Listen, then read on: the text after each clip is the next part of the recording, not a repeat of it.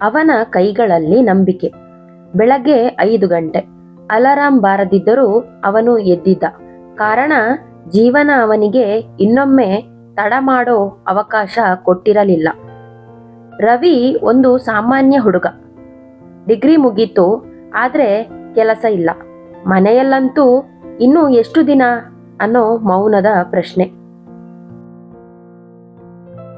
ಪ್ರತಿದಿನ ಅವನು ದೇವಸ್ಥಾನದ ಮುಂದೆ ಹೋಗ್ತಿದ್ದ.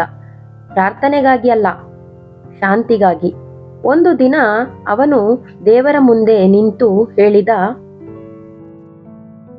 ನನ್ನ ಜೀವನ ಬದಲಾಯಿಸು ಅಂತ ಕೇಳಲ್ಲ, ನಾನು ಬದಲಿಸಿಕೊಳ್ಳೋ ಧೈರ್ಯ ಕೊಡು.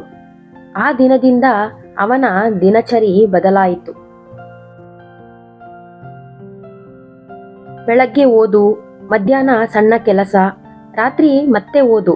ಸೋಲು ಬಂತು, ಇಂಟರ್ವ್ಯೂ ಕೈ ತಪ್ಪಿತು, ಹಣ ಸಾಲವಾಗಿತ್ತು. ಆದ್ರೆ ಅವನು ಕೈ ಬಿಡಲಿಲ್ಲ. ಎಲ್ಲರೂ ಕೇಳ್ತಿದ್ರು, ದೇವರು ಏನಾದ್ರೂ ಮಾಡಿದನಾ?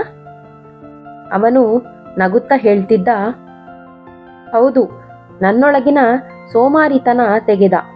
6 ತಿಂಗಳ ನಂತರ ಒಂದು ಕರೆ ಬಂತು. ಕಿರು ಸಂದೇಶ ಅಲ್ಲ, ಜೀವನದ ದಾರಿ.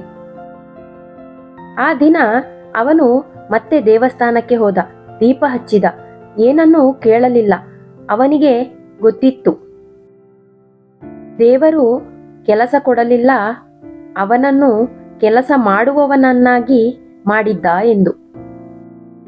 ದೇವರು ಕನಸುಗಳನ್ನು ನೆರವೇರಿಸುವುದಿಲ್ಲ, ಅದಕ್ಕೆ ಯೋಗ್ಯನನ್ನಾಗಿ ಮಾಡ್ತಾನೆ.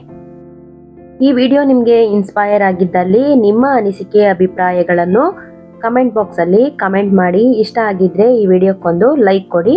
ಮತ್ತೆ ಮುಂದಿನ ವಿಡಿಯೋದಲ್ಲಿ ಸಿಗ್ತೀನಿ.